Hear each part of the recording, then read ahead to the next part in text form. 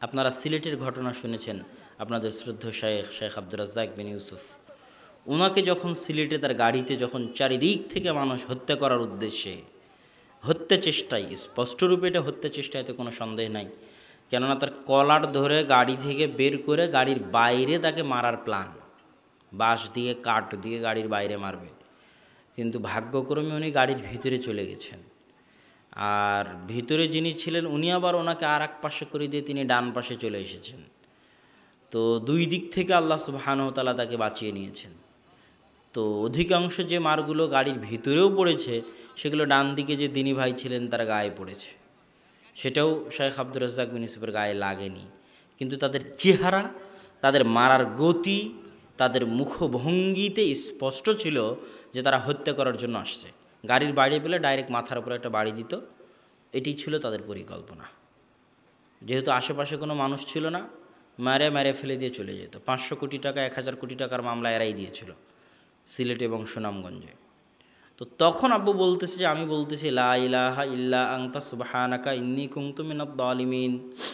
তো এই দোয়া, এই তাসবিহ রাসূল সাল্লাল্লাহু আলাইহি ওয়াসাল্লামের হাদিসের উপর আমল, যে কেউ যদি বিপদে পড়ে এই তাসবিহ পাঠ করে তো আল্লাহ সুবহানাহু ওয়া তাআলা তাকে সেই বিপদ থেকে কি করবেন?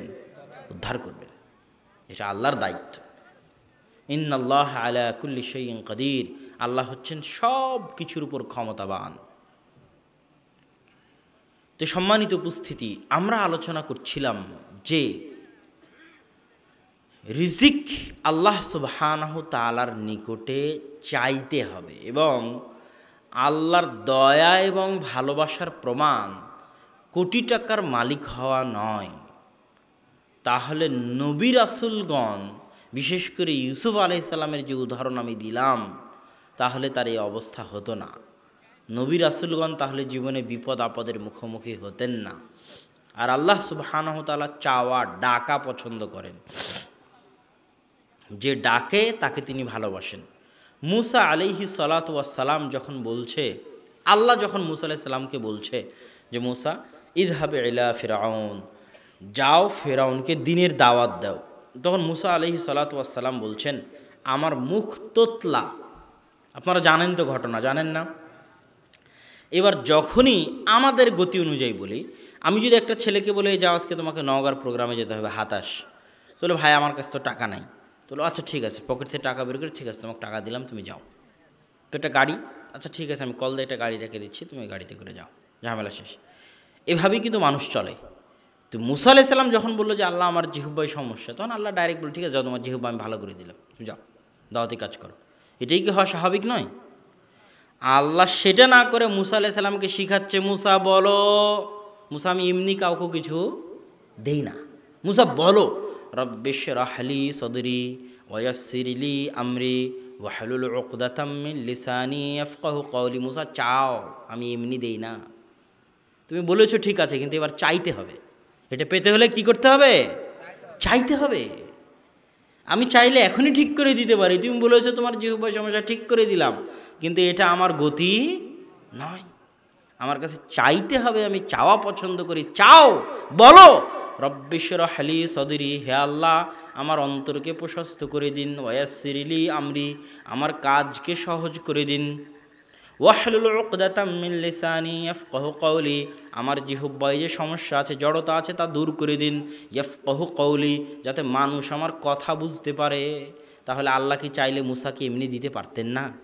পারতেন। তখন মুসা আলাইহিস সালাম বলছেন আল্লাহ তাও তো ভয় লাগে, আমার সাথে যদি কেউ থাকতো ভালো হতো। বলছে ঠিক আছে, তাহলে তোমার ভাই হারুন তোমার পরামর্শদাতা হিসেবে তোমার সাথে দিয়ে দিলাম।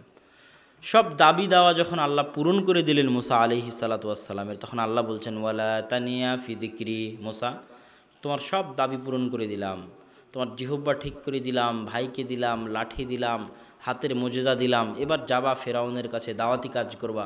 তবে একটা জিনিস মনে রাখিও, আমাকে ডাকতে যদি ভুলে যাও তাহলে কোনো কিছুই আর ঠিক থাকবে না। সারা রাস্তায় যতক্ষণ মনে পড়বে ততক্ষণ কাকে ডাকতে হবে? আল্লাহকে ডাকতে হবে। তো নবীকে যদি আল্লাহকে ডাকতে হয়, তাহলে আমরা এমন কোন লাট সাহেব হয়ে গেলাম যে আল্লাহকে ডাকা লাগে না? হ্যাঁ, কি বলেন? আল্লাহকে না ডাকা হচ্ছে অহংকার। আল্লাহকে না ডাকা কি অহংকার। আর আল্লাহকে ডাকা হচ্ছে আল্লাহর সামনে ছোট হওয়া, নত হওয়া। আর আল্লাহর কাছে সবচেয়ে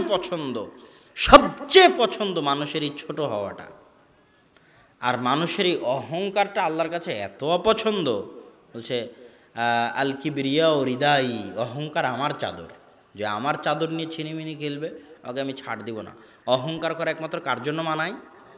আল্লাহর জন্য মানায়। তো আল্লাহর কাছে না চাওয়াটা হচ্ছে অহংকার। অহংকার এমন এক জিনিস যে ইবাদত করে মানুষ জাহান্নামে চলে যাবে অহংকারের কারণে।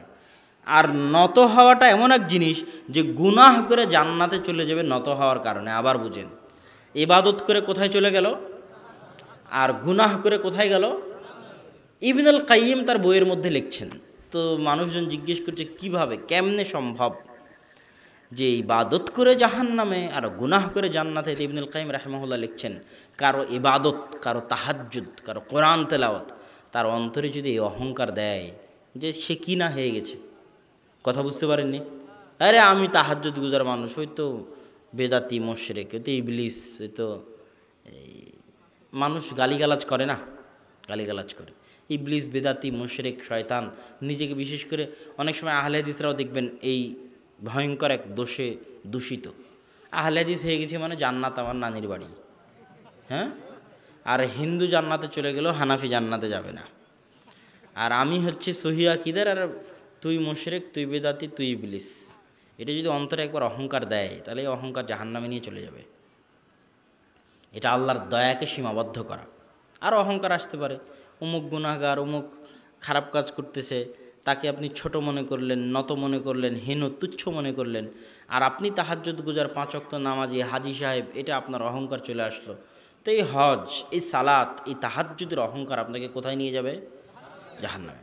আর ওই যে গুনাহ করেছে, যে গুনাহ করেছে, যাকে আপনি গুনাহের কারণে ছোট মনে করেছেন, তুচ্ছ মনে করেছেন, ওর গুনাহ ওর কাছে এত বড় বোঝা হয়ে গেছে যে ও আল্লাহর সামনে নত হয়ে কাঁদতে কাঁদতে রব্বানা যালামনা আনফুসানা ওয়া ইল্লাম তাগফির লানা ওয়া তারহামনা লানাকুনান্না মিনাল খাসিরিন। আল্লাহ মাফ করে দাও, নিজের উপর অত্যাচার করেছি, তুমি যদি মাফ না করো কেউ মাফ করতে পারবে না।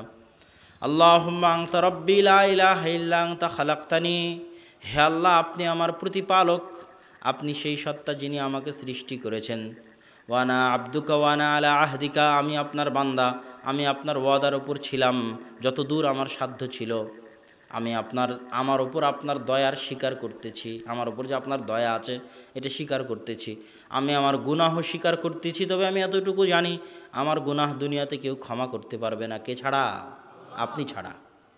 সে যখন আল্লাহর সামনে এইভাবে কাঁদে নত হয়ে, রাতের অন্ধকারে দরজা বন্ধ করে দিয়ে, তার এই 2 চোখের পানির আল্লাহর কাছে এত মূল্য যে গুনাহকে আল্লাহ, যে গুনাহ করার পর ও ছোট হয়ে নত হয়ে আল্লাহর সামনে কাঁদতেছে, তার এই নত হওয়া, ছোট হওয়া আল্লাহর কাছে এত ভালো লাগে যে ওর ওই গুনাহকে আল্লাহ নেকিতে পরিণত করে দেন, তারপরে ওকে জান্নাতে দিয়ে দেন। আল্লাহু আকবার। এই জন্য কোনো সময় খবরদার আল্লাহর দয়া এবং রহমতকে ছোট করে নিজের ভিতরে অহংকার আনবেন না। সবসময় আল্লাহর সামনে কি থাকতে হবে? একটা কথা মনে রাখবেন, কেউ নিজের আমল দিয়ে জান্নাতে যেতে পারবে না। কেউ নিজের আমল দিয়ে জান্নাতে যেতে পারবে না। জান্নাতে যাওয়ার জন্য কি লাগবে? আল্লাহর দয়া লাগবে। পৃথিবীতে এমন কেউ নাই যে আমলের জোরে জান্নাতে যেতে পারবে। একটা গুনাহ আপনাকে আটকানোর জন্য যথেষ্ট। আল্লাহর দয়া, আল্লাহর নিয়ামত আপনার উপর এত বেশি যে আপনি একটা গুনাহের উত্তর দিয়ে নিজেকে জান্নাতের জন্য হকদার প্রমাণ করতে পারবেন না, পারবেন না। আপনার উপর আল্লাহর দয়া এবং রহমত এত বেশি যে ওই দয়া ও রহমতের বেশির সামনে এই একটা ছোট্ট গুনাহ পুরো দয়া রহমতকে বিষ করে দিবে। ওই একটা ছোট্ট গুনাহের উত্তর দিয়ে আপনি জান্নাতের হকদার নিজেকে বানাতে পারবেন না যদি আল্লাহ জিজ্ঞেস করে। আল্লাহর দয়া যে আল্লাহ জিজ্ঞেস করবেন না, আল্লাহর দয়া যে আল্লাহ ক্ষমা করে দিবেন, আল্লাহর রহমত যে আল্লাহ আপনাকে আটকাবেন না, এই দয়া, এই রহমত, এই না আটকানোর কারণে আপনি জান্নাতে চলে যাবেন। নিজের আমলের জোরে কেউ জান্নাতে যেতে পারবে না, আল্লাহর দয়ায় যেতে হবে। অতএব নিজের আমল নিয়ে যেন আমরা কোনো সময় নিজেদের মধ্যে অহংকার গর্ব না করি, আর গুনাহ নিয়েও যেন হাসি ঠাট্টা না করি। গুনাহ নিয়ে হাসি ঠাট্টা আল্লাহর কাছে আর একটা ভয়ঙ্কর আত্মমর্যাদায় আঘাত, আল্লাহর আত্মসম্মানে আঘাত। কে কার সাথে প্রেম করে, সেটা এসে গল্প করতেছে আর হাসতেছে।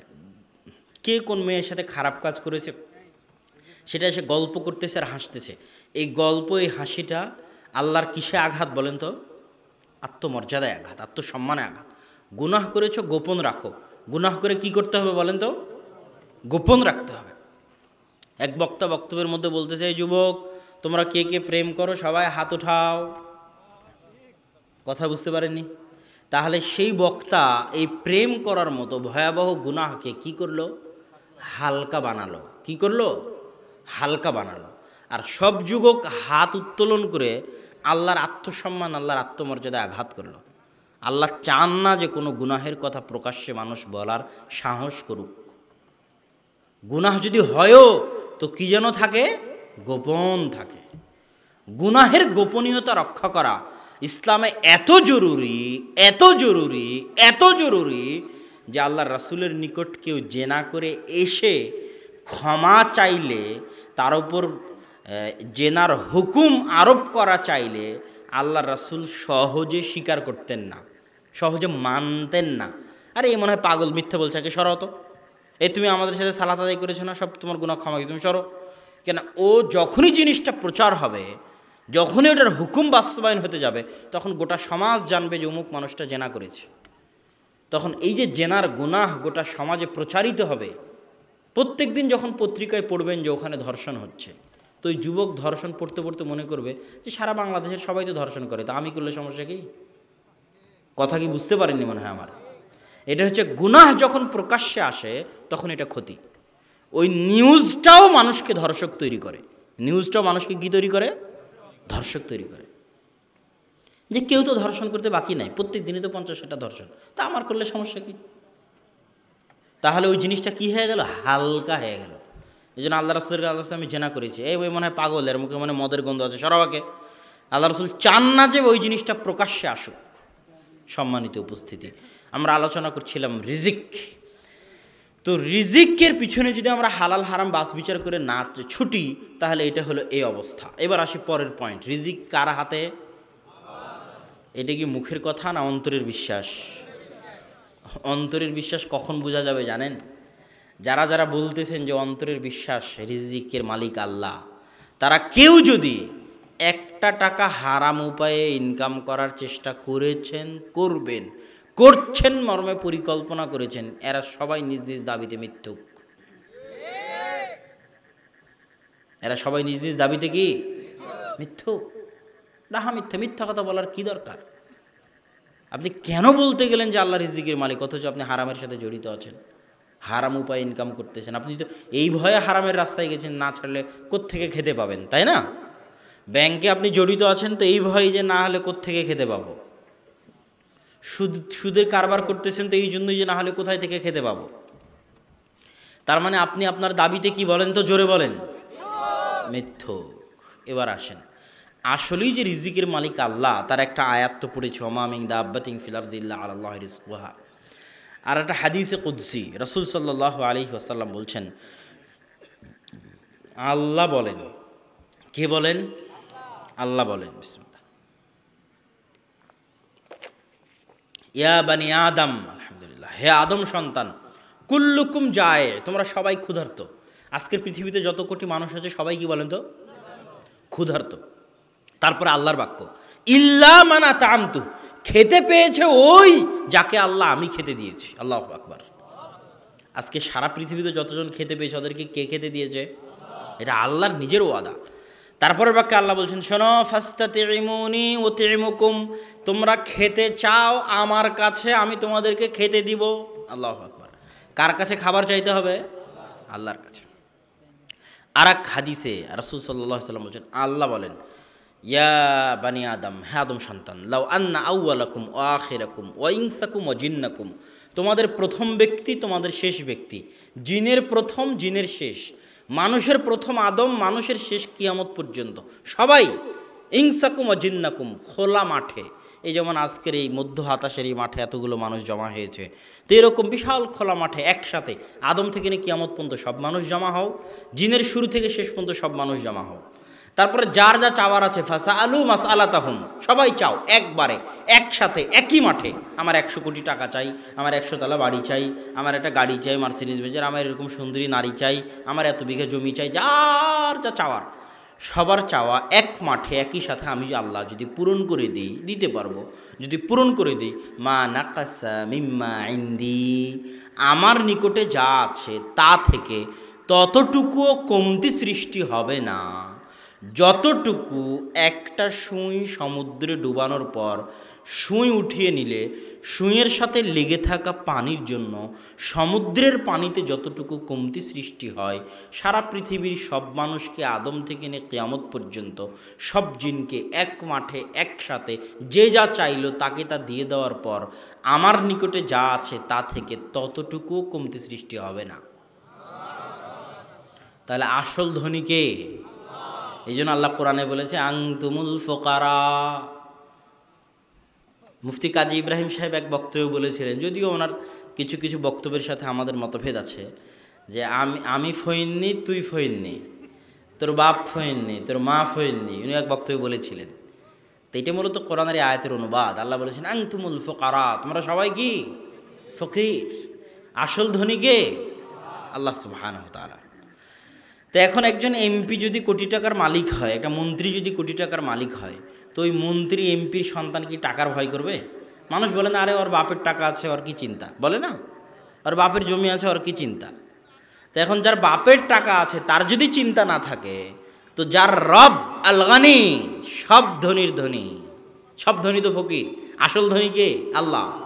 তো যার রব আসল ধনী, সব দুনিয়াতে সবই তো ফকির। তো যে আল্লাহর 100তে 100 বান্দা, 100তে 100 গোলাম, যার রব আসল ধনী, তার কি রিজিকের ভয় থাকতে পারে? পারে না। যে আব্দুল গনি, আব্দুর রাজ্জাক, রিজিক দাতার বান্দা যে, গনির বান্দা যে, আসল ধনীর বান্দা যে, সে রুজির ভয় করতে পারে না। রুজির ভয় যদি তার অন্তরে থাকে, তাহলে এখনও সে 100তে 100 গনির বান্দা নয়, এখনও সে 100তে 100 রাজ্জাকের বান্দা নয়। এখনও তার অন্তরে অন্য কোনো কিছুর দাসত্ব আছে, পূর্ণ আল্লাহর দাসত্ব সে এখনও বরণ করতে পারেনি। তার অন্তর পূর্ণরূপে এখনও আল্লাহর সামনে স্যালেন্ডার, মাথা নত করতে পারেনি। ইসলাম মানে স্যালেন্ডার করা, আল্লাহর সামনে পরিপূর্ণ নিজেকে সঁপে দেওয়া, এটা এখনও তার অন্তর পারেনি। সম্মানিত উপস্থিতি, রিজিকের মালিক যে আল্লাহ সুবহানাহু তাআলা, এবং রিজিক যে আমার আপনার হাতে নাই তার আর একটা দলিল আব্দুল্লাহ বিন মাসউদ রাদিয়াল্লাহু তাআলা আনহু থেকে বর্ণিত। তিনি বলেন, রাসূল সাল্লাল্লাহু আলাইহি ওয়াসাল্লাম বলছেন, কুল্লু নাফসিন লা তামুতু হাত্তা তুস্তাওফা রিজকুহা। দুনিয়ার বুকে এমন কোনো আত্মা নেই যে আত্মা মারা যাবে অথচ তার রিজিক পূর্ণ হয়নি। রিজিক পূর্ণ না করে কোনো আত্মা দুনিয়া থেকে বিদায় নিবে না। তো এখন দুনিয়াতে কি কেউ চিরস্থায়ী না? কেউ না, সবাই মারা যাবে, মারা যাবে। তো সবাই যখন মারা যাবে তো সবার রিজিক কি হতে হবে? পূর্ণ হতে হবে। তাহলে আপনার মৃত্যু আপনাকে যেভাবে ধরতে চাচ্ছে, আপনার রিজিক কিন্তু ওভাবে আপনার পিছনে দৌড়াচ্ছে। কেন? রিজিক পূর্ণ না হলে তো আপনি মারা যাবেন না, এখন আপনাকে মরতে তো হবে। তো মরতে হলে তো রিজিক শেষ করতে হবে। তো রিজিক শেষ করতে হলে তো রিজিককে আপনার কাছে আসা লাগবে। তো রিজিক ওইভাবে আপনার পিছনে দৌড়াচ্ছে যেভাবে আপনার পিছনে কি দৌড়াচ্ছে বলেন তো? আপনার মৃত্যু। এবার আসেন, রিজিক যখন আল্লাহর হাতে, তাহলে ঘরে বসে কেন রিজিক পাবো না? আমি আপনাদের অধৈর্যের কারণ হব না, আমরা বসে থাকি, উঠে না যাই। তো রিজিক যখন আল্লাহর হাতে, তো ঘরে বসে কেন রিজিক পাবো না? এটা কি প্রশ্ন করে না মানুষ? প্রশ্ন করে। দেখেন, আল্লাহ সুবহানাহু ওয়া তাআলা কোরআন মাজিদে বলছে, হুয়াল্লাযী জাআলা লাকুমুল আরদা যালুলান ফামশু ফি মানাকিবিহা ওয়া কুলু মির রিজকিহি। তিনি সেই সত্তা যিনি কি করেছেন? জমিনকে তোমাদের জন্য অধীনস্থ করে দিয়েছেন। কেন? যাতে তোমরা এই জমিন থেকে রিজিক অন্বেষণ করতে পারো। আর এক আয়াতে আল্লাহ সুবহানাহু ওয়া তাআলা বলছেন, ফাইদা কুদিয়াতিস সালাত ফান্তাশিরু ফিল আরজ। যখন সালাত শেষ হয়ে যায় তখন তোমরা ঘরে শুয়ে থাকিও না, জমিনে ছড়িয়ে পড়ো। কেন জমিনে ছড়িয়ে পড়ো? জমিনের প্রতি ইঞ্চি মাটিতে আল্লাহর দয়া আছে, আল্লাহর বরকত আছে। আল্লাহু আকবার। এই একটা ইঞ্চি জায়গায় একটা ধান ফেললে ধানের গাছ হবে না? ও তাহলে ওই একটা ইঞ্চিতে কি আল্লাহর দয়া নাই? দয়া আছে। প্রত্যেকটা ইঞ্চি জায়গায় আল্লাহর দয়া আছে। তো এখন যে ঘরে শুয়ে আছে, রিজিকের জন্য বের হচ্ছে না, সে এমন কোন লাট সাহেব যে সে আল্লাহর দয়ার মুখাপেক্ষী নয়? কথা মনে হয় বুঝতে পারেনি। যে রিজিকের জন্য বের না হয়ে যে রিক্সাওয়ালা ঘরে শুয়ে আছে, ও এমন কোন লাট সাহেব যে আল্লাহর দয়ার মুখাপেক্ষী নয়? দাউদ আলাইহিস সালাম তো কোটি টাকার মালিক, লাখ টাকার মালিক, বিশাল ক্ষমতার মালিক। আসমান থেকে বৃষ্টি বর্ষণ হচ্ছে স্বর্ণের, গোসল বাদ দিয়ে স্বর্ণ কুড়াতে গেছে। কি দরকার দাউদের স্বর্ণ কুড়ানোর? দাউদ বলছে, শোনো, আমি যদি দাউদের মর্মার্থ, ভাষার মর্মার্থ, সারা পৃথিবীর সব সম্পত্তির মালিক যদি আমি হয়ে যাই, তবু আমি আল্লাহর দয়ার মুখাপেক্ষী। আরও একটা স্বর্ণ আল্লাহর দয়া, তাই ওটা কুড়াতে গেছি আল্লাহর দয়া মনে করে। আল্লাহু আকবার। আপনার ভিতরেই জাজবা থাকতে হবে। আপনি কোটি টাকার মালিক হলো, লাখ টাকার মালিক হলো, ঘরে বসে থাকতে পাবেন না। ঘরে বসে থাকা মানে আল্লাহর দয়ার সামনে নিজেকে লাট সাহেব দেখানো। কিসের কোটি টাকার মালিক আপনি? কোটি টাকার মালিক হলো ঘর থেকে বেরোতে হবে রিজিকের নেশায়, রিজিকের অন্বেষণে। 1 টাকা যদি সারা পৃথিবীতে কোথাও বের করা যায়, হালাল পন্থায় ইনকাম করা যাবে 1 টাকা, ওই 1 টাকার পিছনে ছুটতে হবে। এটা ইবাদত, এটা আল্লাহর দয়ার পিছনে ছুটা, এটা আল্লাহর রহমতের পিছনে ছোটা। ও 1 টাকা আল্লাহর দয়া।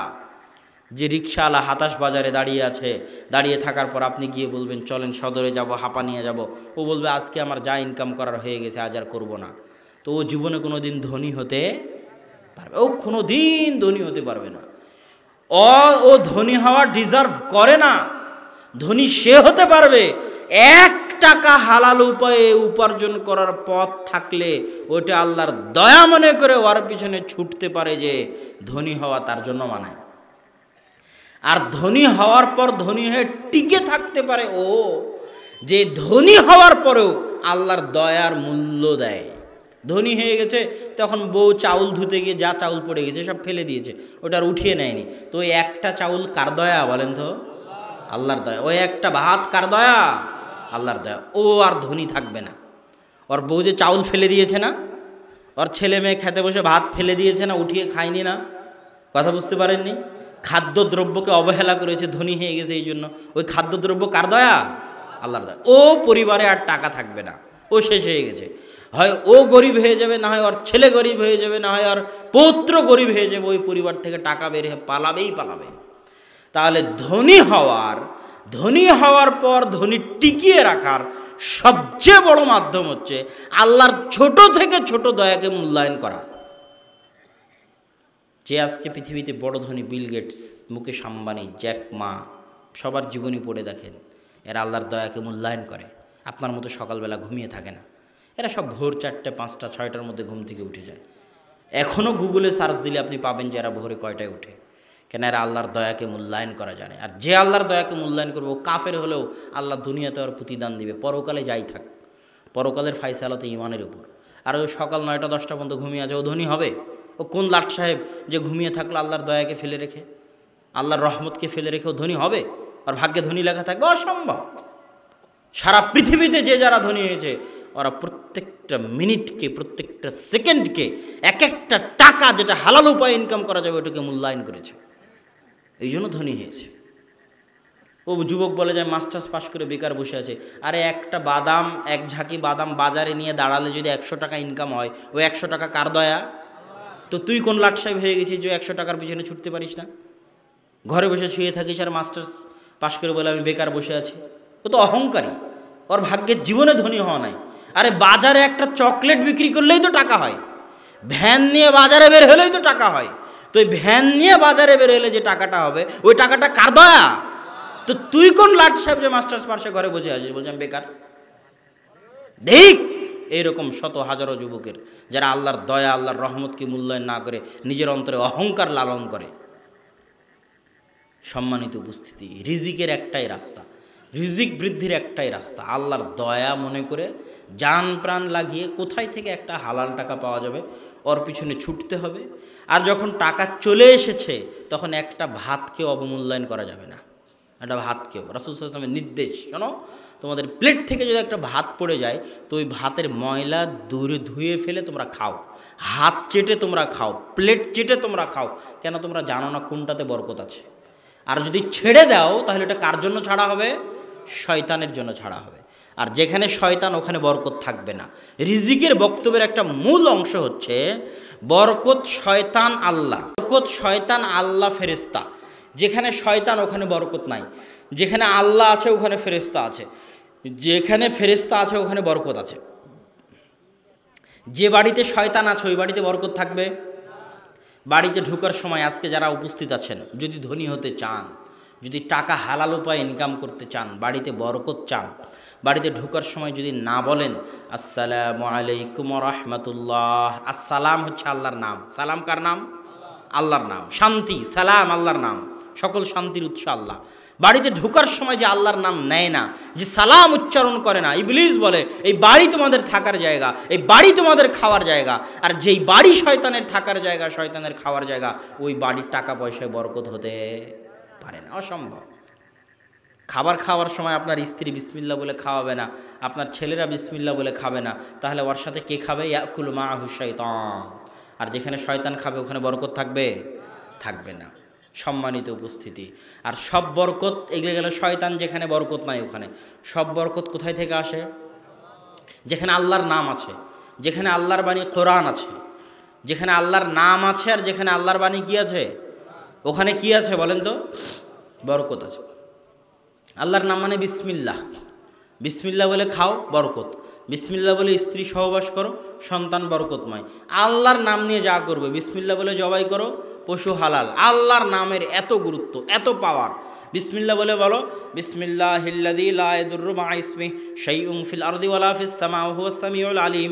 ওই আল্লাহর নাম নিয়ে দিন শুরু করছি, যে আল্লাহর নামের এত শক্তি, এত ক্ষমতা, এত পাওয়ার, যে আল্লাহর নাম থাকলে লা ইয়াদুররু মা ইসমিহি, যার নাম থাকলে আসমানে এমন কোনো শক্তি নাই, জমিনে এমন কোনো শক্তি নাই, যে আল্লাহর নাম থাকলে আসমানে এবং জমিনে এমন কোনো শক্তি নাই যে আমার শরীরে সমপরিমাণ ক্ষতি করতে পারে। ওয়া হুয়াস সামিউল আলিম, তিনি সব কিছু শুনছেন এবং দেখছেন। এটা আল্লাহর নামের পাওয়ার। কিসের পাওয়ার বলেন তো? নামের। যেখানে আল্লাহর নাম আছে ওখানে বরকত আছে। আর যে বাড়িতে কোরআন তেলাওয়াত করা হবে এটা আল্লাহর বাণীর পাওয়ার, কালামুল্লাহ, আল্লাহর কালামের পাওয়ার। যে বাড়িতে কোরআন তেলাওয়াত হয় না ওই বাড়ি অন্ধকার কবরের মতো। যার জীবনে কোরআন নাই ওর জীবন পশু প্রাণীর মতো, কুকুর শ্রীগালের মতো। আল্লাহ যেন কাউকে কোরআন না শিখে মৃত্যু দান না করে, আমিন। আপনার কোনো মুসলমানের সন্তান যেন কোরআন না শিখে বড় না হয়, আমিন। কোরআনবিহীন জীবন অন্ধকার জীবন, বরকতবিহীন জীবন, পশু প্রাণীর জীবন। কোরআনবিহীন বাড়ি অন্ধকার বাড়ি, বরকতবিহীন বাড়ি। ওই বাড়িতে শান্তি থাকবে না। কোটি টাকার মালিক হলেও বাড়িতে শান্তি থাকবে না যদি কি না থাকে, কোরআন না থাকে। কোরআন বাড়িতে বরকত এবং রহমতের বাড়িধারা বর্ষণ করবে। বাড়িতে কোরআন নাই, যত টাকার মালিক হন শান্তি থাকবে না। স্বামী স্ত্রী মিল নাই, ছেলে মেয়ে মিল নাই, বাপ মায়ে মিল নাই, ভালোবাসা মহব্বত নাই, মারামারি গণ্ডগোল, রাত্রে ঘুম নাই, টেনশন, চাপ, সব কিছুর মূল উৎস হচ্ছে আপনার বাড়িতে বরকতের দরজা বন্ধ হয়ে গেছে। বরকতের দরজা উন্মুক্ত করতে চাইলে কি লাগবে? আল্লাহর নাম লাগবে আর আল্লাহর বাণী কোরআন লাগবে। সম্মানিত উপস্থিতি, রিজিক যদি আমরা বাড়াতে চাই, আলোচনা শেষের দিকে চলে এসেছে। রিজিক বাড়াতে চাইলে আর একটা বড় মাধ্যম রিজিক বাড়ানোর, যত মানুষের রিজিকের দায়িত্ব আপনি নেবেন আপনার টাকা তত বাড়বে। যত মানুষের রিজিকের দায়িত্ব আপনি নেবেন আপনার টাকা তত কি হবে? আপনি যখন একাই ছিলেন তো আপনার ভাগ্যে যা রিজিক লেখা আছে তা তো আপনার কাছে আসবে, আসবে না? আসবে। এবার একটা মেয়েকে বিয়ে করে আসলেন, ও তো বাড়ির বাহিরে কাজ করে না, স্কুলে যায় না, কলেজে যায় না, বাড়িতে থাকে, তো ওর ভাগ্যে কি রিজিক নাই? ওর রিজিক কার মাধ্যমে আসবে? আপনার মাধ্যমে আসবে। তো আপনার টাকা বাড়বে না বাড়বে না বলেন তো? 100 বার বাড়বে। একটা সন্তান যখন হলো তো ওর ভাগ্যে কি রিজিক নাই? ওর রিজিকের দায়িত্ব কার? একটু আমার সাথে কথা বলতে হবে। পৃথিবী চালায় কে? মানুষ কার বান্দা? তাহলে যে পৃথিবী চালায় তার বান্দাদের খাওয়ানোর দায়িত্ব কি তার নয়? তার। না হলে তো আল্লাহ অযোগ্য পরিচালক, নাউজুবিল্লাহ, অসচেতন পরিচালক। তাহলে জমিন আল্লাহর, সৃষ্টিকর্তা আল্লাহ, আমরা বান্দা আল্লাহর, তাহলে আমাদের খাওয়াবে কে? আল্লাহ। আল্লাহ বলছেন লা তাকতুলু আওলাদাকুম খাশিয়াতা ইমলাক, দারিদ্রতার ভয়ে তোমরা সন্তানকে হত্যা করিও না। শোনো, নাহনু নারযুকুকুম ওয়া ইয়াহুম, তোকেও খাওয়াই আমি, তোর রিজিকের মালিকও আমি, তোর সন্তানকেও খাওয়াবো আমি। কেননা দুনিয়ার মালিক আমি, দুনিয়ার মালিক তো আর তুই না। দুনিয়ার মালিক কি মানুষ নাকি? হ্যাঁ, ওই যে সন্তান, ওই সন্তানের মালিক আপনি নাকি? এই কত আজমির, কত শাহজালাল, কত ডাক্তার বেঙ্গলোর মুম্বাই, সন্তান দেওয়ার ক্ষমতা কোনো ডাক্তারের আছে? আপনার আছে সন্তান নেওয়ার ক্ষমতা? আপনার আছে? আপনি যে বলেন সন্তান নিব না, আপনার আছে নাকি নেওয়ার ক্ষমতা যে বলেন নিবেন না? কথা বুঝতে পারেননি? আপনার তো ক্ষমতা নেই। ওর মালিক কে? আপনি তোর মালিক না, তাহলে তোকেও খাওয়াই আমি, তোর সন্তানকেও খাওয়াবো আমি, কেন না মালিক আমি, পৃথিবী চালাই আমি বুঝবো কেমনে খাওয়ানো লাগবে, এটা তোর দায়িত্ব নয়। অতএব দারিদ্রতার কারণে সন্তান নিও না, সন্তান নেওয়া বন্ধ করিও না, সন্তান নেও, টাকা বাড়িয়ে দেবো আমি, এটা হবেই হবে, বাড়বেই বাড়বে, অবশ্যই বাড়বে। আজ না বাড়লে কাল বাড়বে, কাল না বাড়লে পরশু বাড়বে, পরশু না বাড়লে তার পরের দিন বাড়বে, আপনার জীবদ্দশায় না বাড়লে আপনার সন্তানদের হায়াতে বাড়বে। সন্তান বেশি হলে রুজি রুটিতে বরকত হবেই হবে।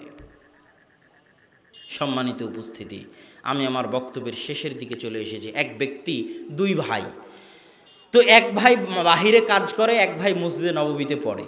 তো ওই যে ভাই বাহিরে কাজ করে, ও আল্লাহ রাসূলকে এসে বলছে, আল্লাহ রাসূল, আমার ভাই মসজিদে নববীতে পড়ে, তো আর রিজিকও আমাকে বহন করতে হয়, আর রুজি রুটিও আমাকে চালাতে হয়, তো আপনি একটু যদি দয়া করে বলেন, ও যদি আমার সাথে কাজ করতো তাহলে আমার টাকা পয়সা সহজ হয়ে যেত।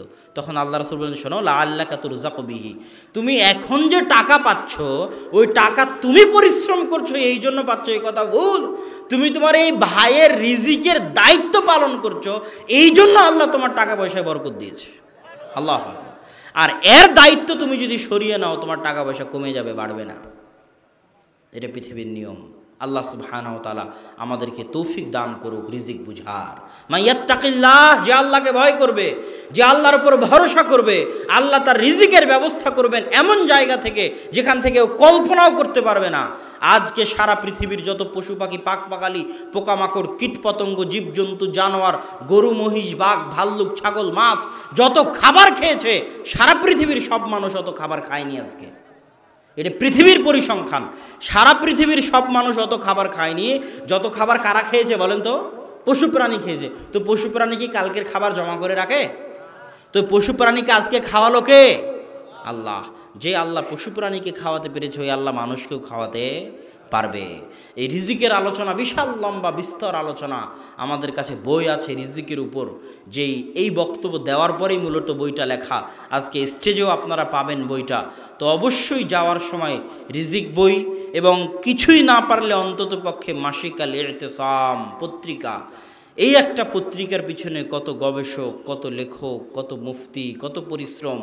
আব্দুর রাজ্জাক বিন ইউসুফকে যখন সিলেটে হামলা করা হলো, তখন তিনি বক্তব্যে বললেন, আমাকে দাম দিতে হবে না, আমি দাম দেওয়ার কেউ নই, আমাকে ভালোবাসতে হবে না। যদি সত্যি আমাকে ভালোবাসতে চান, আমি জাতির জাতীয় সম্পদ নই, এই পত্রিকা জাতির জাতীয় সম্পদ, ওই জামিয়া সালাফিয়া জাতির জাতীয় সম্পদ। আমার জীবন মরণ এই পত্রিকা, আমার জীবন মরণ ওই জামিয়া সালাফিয়া।